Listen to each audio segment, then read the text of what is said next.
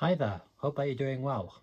So continuing the history of England, starting from Edward I in 1272, christened Hammer of the Scots, was thwarted in his attempts to rule absolutely at home. So he turned to military adventures, starting very close to home in Wales, kick-starting a ruthless campaign in 1282 to 83, building at huge cost a number of castles to assert his dominance. Scotland, of course, was next in line to be hammered by this warrior king, starting in 1294.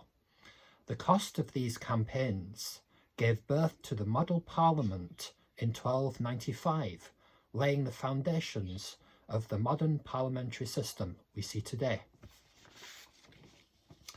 The war with the Scots dragged on for over a decade.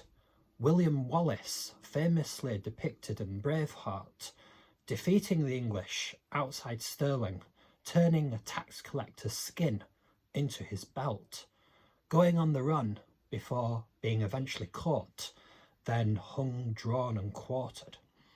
On Edward's final campaign against the Scots, the 68-year-old fell ill and died in Carlisle, succeeded by his son Edward II, who by all reports was not like his father at all.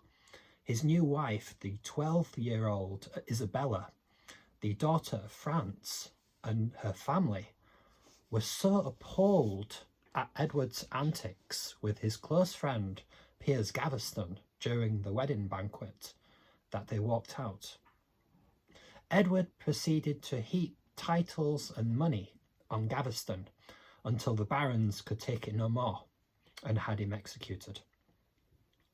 A humiliating defeat by the Scots at Bannockburn followed in 1314, followed by another reverse to the French, with Edward having to do personal homage to the King of France to hold on to any remaining territory.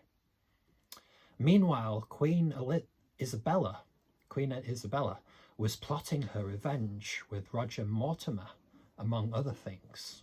Wink, wink. This led to the inevitable invasion, with Edward himself being captured and murdered in the year 1327. This left Isabella and Mortimer as the de facto rulers until the 17-year-old heir, also called Edward, ordered Mortimer to be executed and his mother Isabella to be sent into a comfortable exile at Castle Rising in Norfolk. Edward III was to prove as unlike his predecessor Edward II as he was unlike Edward I, meaning he was more like his grandfather than his father. So having agreed to a truce with the Scots in 1346 and winning a naval battle against the French at Sluys in 1340, Edward was ready to challenge for the French throne, the English longbowmen routing the French cavalry at Crécy in 1346, and his son, the Black Prince, repeating the feat at Poitiers in the year 1356.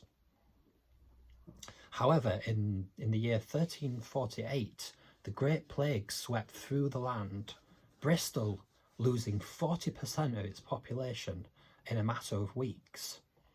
So if you caught the plague, if you were unlucky enough to catch the plague, you would have these huge boils growing on your body, on your face and your neck and elsewhere, it only being a matter of a day or two before you died of an excruciating death. So at the end of the fourth epidemic, the population had halved and wouldn't recover for the next 200 years. However, if you managed to not get the plague, you would probably emerge better off due to the abundant land and lack of people available to keep down wages. So a new rural middle class emerged, and even the poorest rose due to higher wages.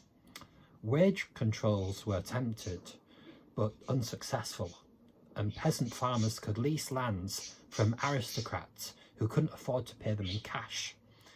This led to the rise of legal documents to record inheritances, new tenancies, and land leases.